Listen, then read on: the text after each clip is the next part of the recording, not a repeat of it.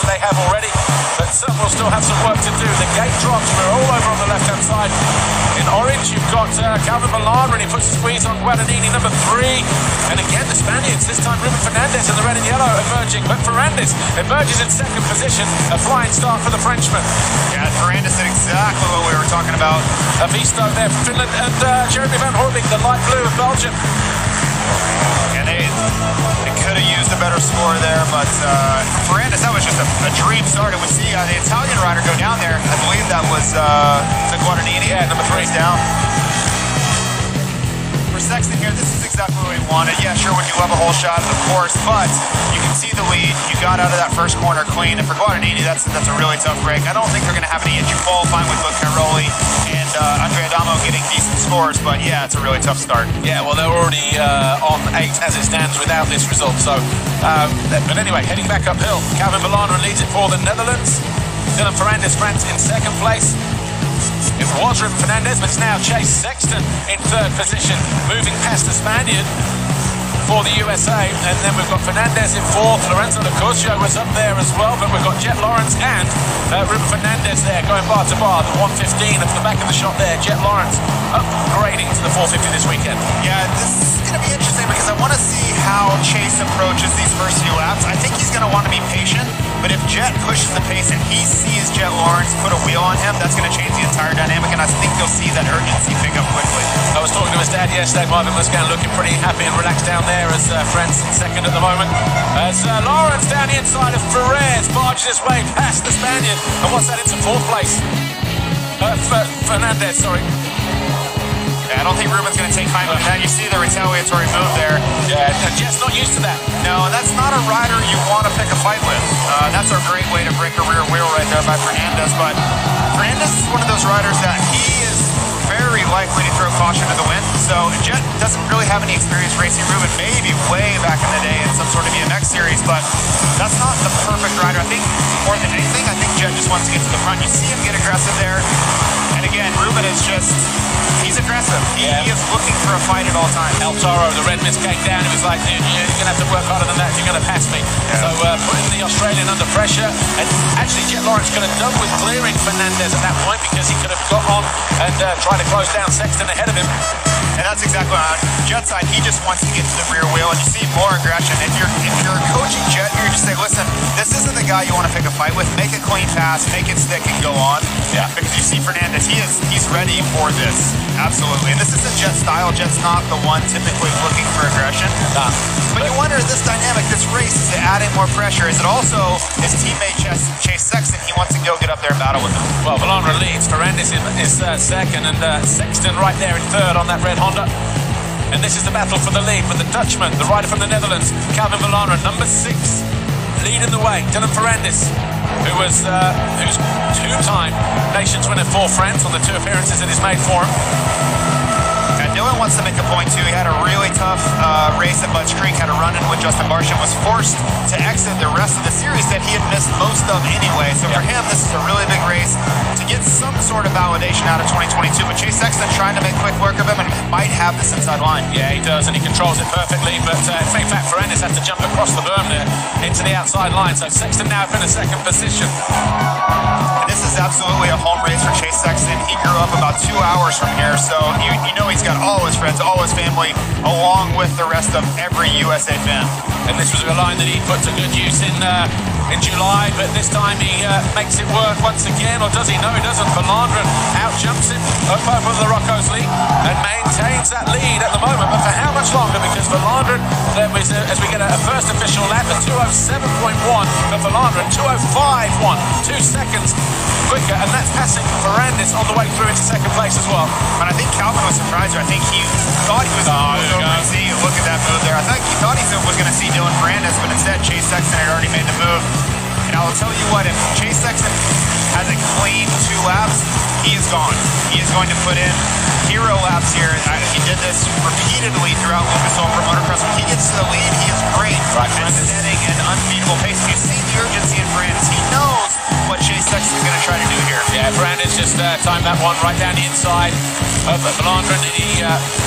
He yeah, he wants to go with Sexton, no doubt about that. But obviously, we've still got 15 minutes plus 2 to go. It's a long lap here, 2:05, 2:07, depending on who you are. Sexton or Ferrandis. This is how we did it. Watch this. So watch Ferrandis here. He tries to get across the inside. He has no choice but to get over the berm there as Sexton takes over second place. And then a moment ago, we just saw him find his way past Valandra, who thought he'd covered the inside, but hadn't counted for such a wide sweep and then cut tight to the inside from Sexton as he took over the lead.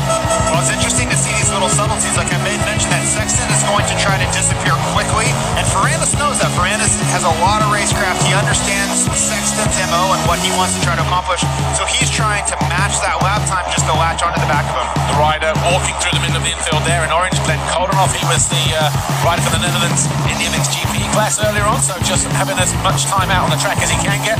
But Jet Lawrence trying to find his way around the outside of Ruben Ferrandis, still parked behind there. This time he gets good drive and gets on the wheel early and makes the move stick. So Lawrence now up into fourth. Jet Lawrence, that is. Yeah, and I think that's a little bit of inexperience, and I hate to say that for a two-time Lucas Oil Pro Motocross champion, but he's still young, right? This is his first 450 race ever. I think had he made a less aggressive pass on Ferrandis, he would have gone with Sexton. He would have been able to get by and move forward. Now he finds himself 5 seconds off the lead. Bonjour, Dylan Ferrandis closing in on Chase Sexton. And earlier this year, of course, he was battling with Ferrandis' teammate, Eli Tomac. Probably not counted this one in the books at the moment with the Frenchman, and probably won't know how to deal with him. Yeah, and Ferrandis really wants to get back to his 2021 form that saw him win the Lucas Oil Pro Motocross Championship. And the races he came back for, he only able to race 2 events. It wasn't exactly what he was looking for. He was running around the top 5 and faded back a little bit. This could be, one positive Motocross Nation that could really change the entire feel of 2022 and really put him on the right foot for 2023. Yeah. And Dylan Ferrandis, he won't care that it's a qualifying race. We've seen some riders, let's say in the MXGP category, settle for that, and also in MX2, get to a decent position knowing it's going to be enough.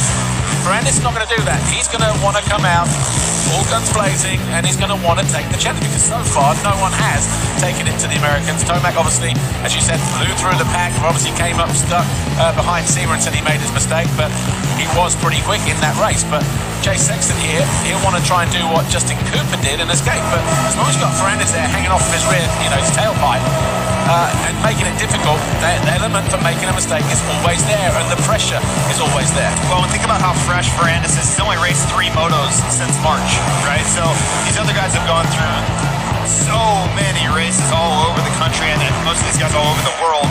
Ferrandis has been sitting on the sidelines and watching, so he has a lot of pent-up energy to expend. Right, Jet Lawrence closing in on Calvin Valandra, and this is for 3rd position, but a lap ago, this was him going around the outside of Ruben Ferrandis to move into that 4th place. See, Ferrandis is going to make a little mistake on the inside, pushes the berm a little deep, and loses all his momentum, and Jet makes an easy pass around the outside. Didn't need to bank bars with him in the next turn, but he's closed right in on Valandra. Such a smooth, tidy rider, calculated rider, Jet Lawrence. Seen that all season long. The odd mistake here and there, and obviously the odd DNF because of no fault of his own, but obviously the unknown, one of the unknowns coming into this particular Motocross of Nations, because of the fact that he's riding a 250, now upgraded to the 450, and people thinking, wise move or not, but you'd rather have both the Lawrence brothers out there, in such good form.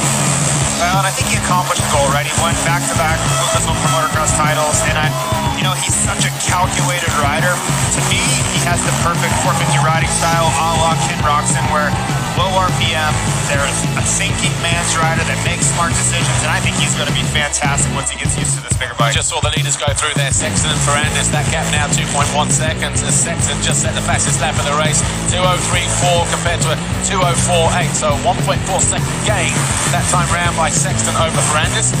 And Lawrence now coming up, coming sort of stuck back onto that brick wall, if you like, with Valandra just closing him down in that 3rd place. He had it for a couple of laps behind Ferrandis.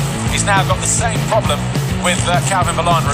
Yeah, and I would expect a quick move here. I think once they go through Talladega, he's going to try to get aggressive here. I don't think he's going to want to spend a ton of time behind Calvin. I think it may be, you know, a little bit too much to ask to close down 7 seconds back up to the likes of Sexton and Ferrandis, but I think he's going to be able to make a quick pass. Well, with 10 minutes to go, as we focus on this battle for third place, the Laban of the Netherlands and Lawrence of Australia in fourth, who gets himself on the left-hand side and makes the pass and makes it stick as well. So Lawrence now up into third place. USA on 2 points, actually, because obviously a win from Sexton, if he stays there, he's leading the race at the moment. A win from Cooper, that is the maximum possible score. So they're on 2, France on 5, Australia on 6, but they also now jump down to 5 because of that pass that Lawrence has put on Verlander. And I was watching some of Jet's lines. It's typical of him to be an innovator with the track. He went from the inside to the outside in those sand rollers. It's really no one else is doing that, and he's kind of doubling through them, which isn't really the fastest, but it's just so smooth. And how Jet can utilize the power of 450, and I think we're going to see more of that as he transitions into this class. So Dylan Ferrandis got that gap down to 1.3, so all of a sudden responding, does not want to let Sexton out of his sights. Yeah, it's an impressive kind of answer by Ferrandis. You know, Sexton made quick work. It looked like he was going to try to check out, and Ferrandis said, not so fast. And I think he's just kind of watching Sexton and doing what he's doing, which is typical for Ferrandis. He's very, very smart on the motorcycle, and I think he's just trying to learn the pace of Sexton.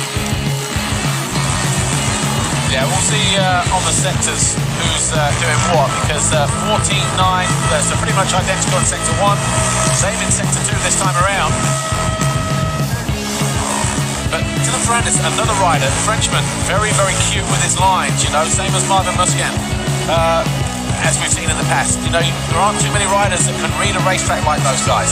So it'll be interesting to see when Jason Wygant, you know, the announcer for Motocross, pointed to the danger zone for Ferrandis, and he would wait. He would sit right back here just like he's doing and wait and wait and wait. And then when he found his moment with a couple minutes to go, he would make a move. So I don't know if we're going to see that. He's had a lot of time off, so I don't know if he's in that same fitness zone that he was in. But this is typical Ferrandis, where he'll wait, find a weakness, find a line he can exploit, and absolutely make that strike move towards the end of the race. Yeah, I think Ferrandis' intention here is just to push him into try and make the mistake to make his own pass for the lead.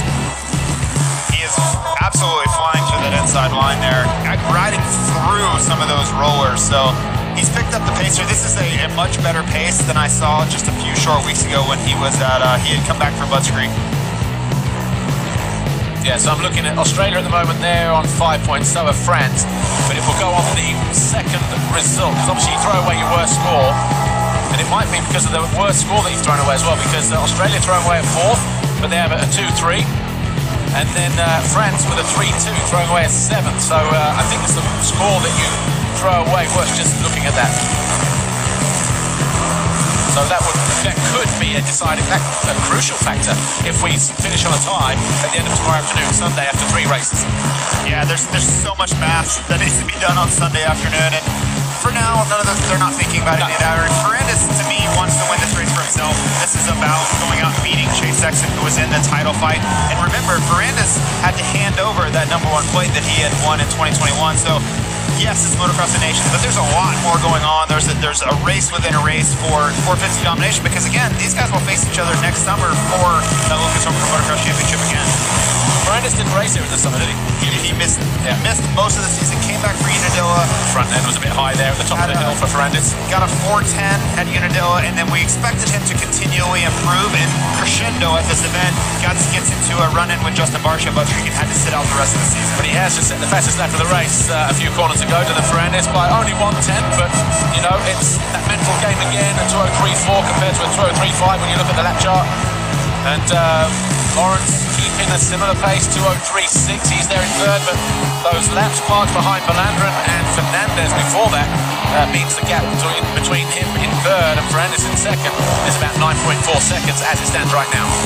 But I kind of wondered, what would the time off, because he was forced to take more time off after Budds Creek after sitting out all the season. I wondered what that would do. Would that help him? Would it allow him more time to practice, to prepare, or would he actually revert back and be worse than I saw him? This is much better. He looks more aggressive, he looks more confident, and this is doing a lot for him mentally, in my opinion, because I think he had to ask questions of himself, would he be able to go Sexton's pace? really hadn't seen much racing action, and this is proving it. I think we're going to see a really strong Team France because of Dylan Ferrandis tomorrow. And he is pushing, but again, a fastest lap. I was saying, like, thinking, just as he came through that final couple of corners, the body language, and he's less than a second now between him and Sexton, with another fastest lap of the race for the Frenchman. But Valandrin here now in fourth with Ferrandis behind him. Let's check out their lap times this time around. They were 3 full seconds quicker than Jet Lawrence, so that just speaks to the pace. I think Jet is kind of settled in. He's going to take a third and move on to Sunday. These two are in a race for this win. They absolutely want it. To drop into the 202s, remember they were doing 204s just a few laps ago. That speaks to the intensity that they're ramping into. Yeah. And I was talking to Dazzy as well, you know, Darren Lawrence, the old man there for the Lawrence boys. Speaking to him yesterday at length, and for Jet coming into this race, it was more a case of, look, dude, if you're riding within yourself, stick with that pace. If you're riding arms and legs and all the rest of it, making mistakes, you need to back it off, because, you know, next year is also so important for him. Yeah, well, and I think you saw that. That's the way he was riding with Ferrandis, and if you could, if they had communications in his helmet, somebody would tell him to calm down, right? It's just Saturday. You don't need this spot. Just relax. And typically that's when Jet rides his best anyway. When he's smooth, calm, and calculated, you see the best Jet Lawrence anyway. Well, the fans getting a treat here with this final race of the day, the open qualifying race here at the Motocross of Nations, the Monster Energy FIA Motocross of Nations, with Chase Sexton leading Dylan Ferrandis by about a second at the moment. This is the battle for the lead. Coming up on the back markers as well, just the other side of the Monster Energy jump. Might be one of the Icelandic riders there just going through.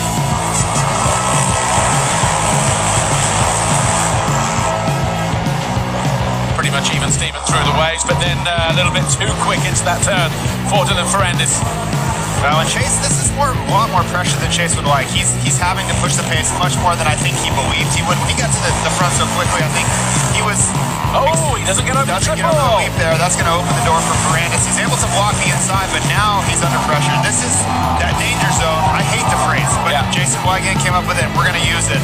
This is exactly where Ferrandis wants to be. 3 minutes plus 2 laps to go. I'm impressed with this ride from Ferrandis, though. He hasn't backed off, but then that big mistake there. Bakbakan came around on him, pushing hard, harder than he needs to for a heat race. But you know what? He's a racer, and you know that French kind of fire that burns within.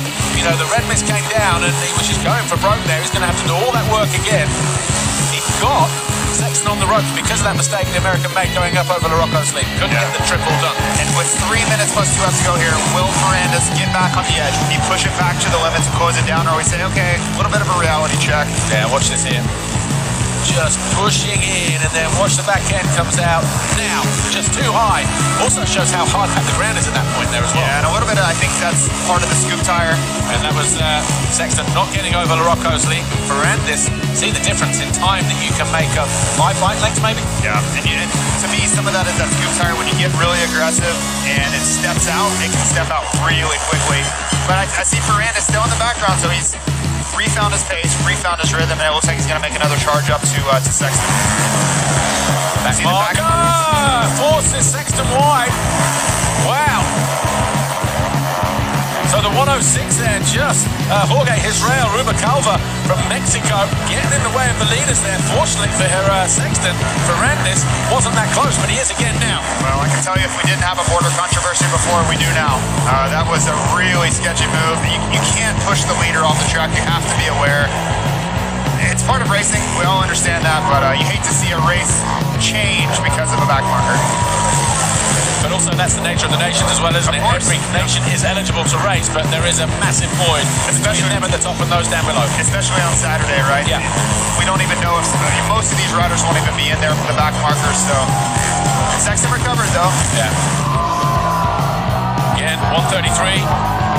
Has to move out of the way. He doesn't know whether to keep left or right. And Ferrandis. Oh, he's got his leg caught in the rear wheel. His left leg is in the rear wheel. Ferrandis, how has he done that? He had to have stepped out, rear tire step out, catches your rear tire, rolls it up into the in between. I've had it happen to me before. It happened to me at Bud's Creek before. You see Ferrandis back up to speed, but that is not a lot of fun. No, and has that allowed Lawrence? No, because he was about 15, 16 seconds down, but well, that's it. That's going to gift it to Sexton. But lost it, well, it doesn't matter whether it's 8 seconds or 18 seconds. It's cost him the shot of going for the win in this race. and just sort of unnerving the Americans, let's say, because of their dominance so far. I've only had one time in my life, and the rear steps out, you get completely sideways, and you bring your foot off, basically to anchor, and it gets caught up in the rear tire and dragged into that gap between the fender and the rear wheel, and I came to a complete stop. Luckily for Ferrandis, he was able to keep going, but tense moments here for Team Prats. Yeah. And obviously back marker's just getting in the way again. But Ferrandis comes through, so that one was Noel Zanox. Well, he's riding for the FIM Europe team, I think, Noel Zanox. But Ferrandis, there was a moment, there was 133, Ilay Ben Dahan of Israel that was in the racing line as Sexton came through in the final turn, and Ferrandis. And if we do have a replay of that from the other side, we have something from the drone. Watch this here. So Ferrandis now, all by himself. Oh, he touched the bank and then he cut back. So rider error, just arguing with the bank there. He probably couldn't believe what was happening. That is such a freak accident. That never happened. Never. I'm sure that's probably never happened to him. And on this stage to happen in the middle of a race, at least it's Saturday, but I bet he can't. He'll be talking about that for months, how that happened. So 2 to go as Sexton hits the line this time around at the end of lap 9. And he has a clear track ahead of him around about 9 seconds now. Ferrandis about 8-9 seconds clear of Jet Lawrence, with Fernandez 4th, Valandra there in 5th place. But let me just give you so as it stands right now then, USA will top the qualifying with a win from Justin Cooper and a win here from the 103. Oh, Fernandez down in 29th place, and Spain obviously slipping down the lead. Well, in fact, no, they'll be right. So anyway, USA on 2, Australia on 5, France 5, Spain on 8. Well, they were on 8. Oh yeah, that's different Fernandez, that's right. Yeah, so Ruben's still in 4th.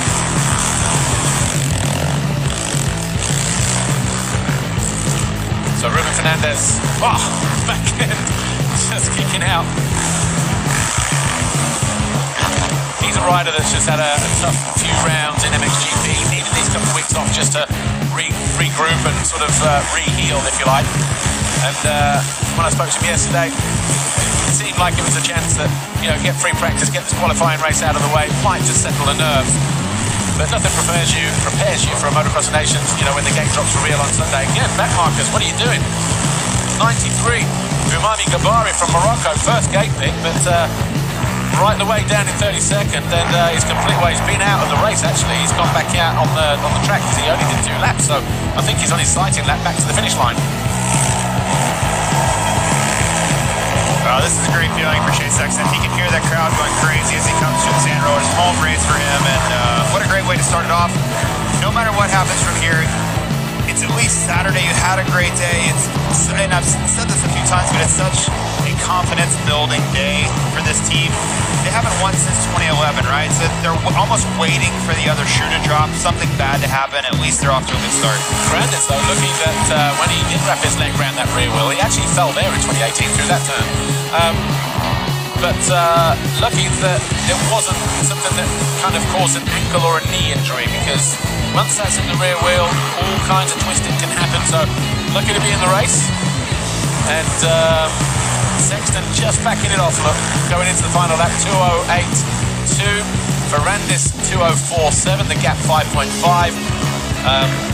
I can't imagine Sexton throwing it away from here, but if he does switch off, you just never know. Yeah, I'm sure he backed off a little bit, knowing the last lap he saw 8.8 to go to 5.4. He's like, okay, I can't let off much, but he's also trying to be careful. He's had some last lap incidents this summer. He crashed out of the lead and moved us over for Motocross, so I'm sure that's in the back of his mind too. So Jet Lawrence there in 3rd, and the Australian riding a 450, racing a 450 for the first time.